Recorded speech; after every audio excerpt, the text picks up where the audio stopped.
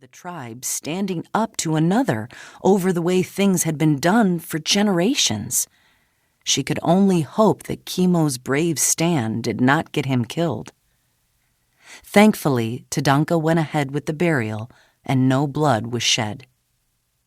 The following morning, Rachel picked up Tadanka's spear and made her way along the trail to his hut. She found him once again sitting on the log outside. Rachel walked gingerly toward him, the spear in her outstretched hands. Would he use that spear to kill her? After all, Rachel had humiliated him when she snatched it away in the first place. He was a Waorani warrior, and she, a foreign woman, had taken his spear.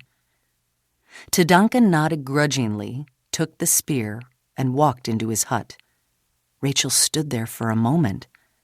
The crisis had passed. Rachel breathed a sigh of relief after the incident.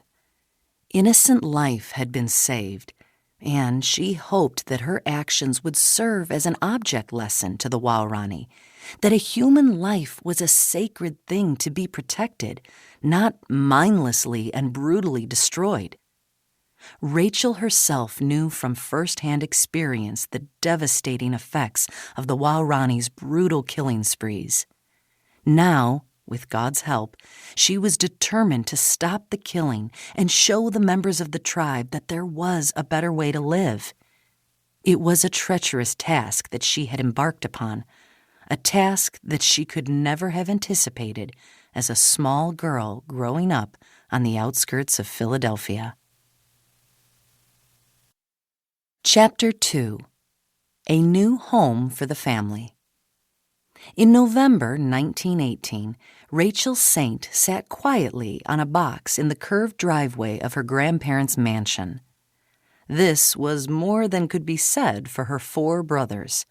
Her 2 older brothers, Sam and Phil, were playing hide-and-seek among the various trunks and bags stacked in the driveway, while younger brothers, Dan and David, cried because they were too small to join in the game. Rachel felt like crying herself. At 4 years of age, she was aware that she was leaving behind everything that was familiar to her.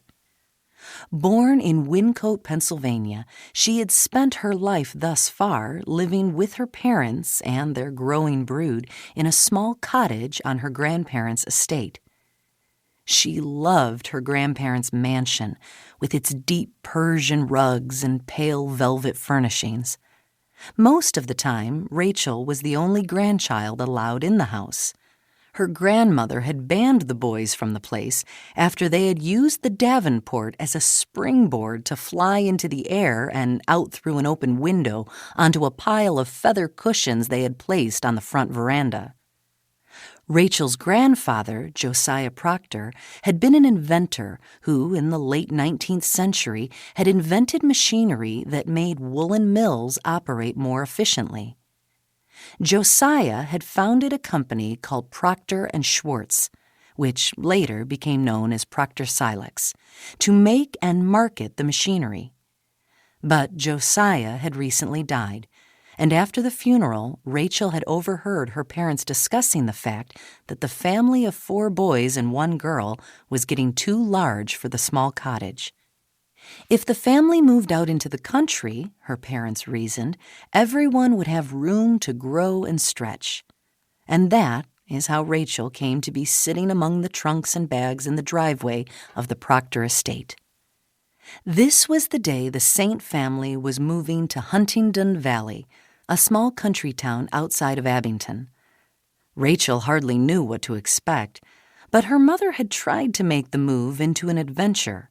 So when Rachel was not thinking about how much she was going to miss her grandmother, she had to admit that living in the countryside sounded interesting.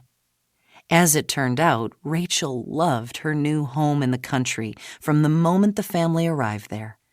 The new house was 3 stories high, with a ledge along the roof on which the children were allowed to sleep during the summer months. A 50-foot length of rope, on which Rachel loved to swing, hung from a tree in the backyard. As well, Rachel's father, Lawrence Saint, built a roller coaster that led down.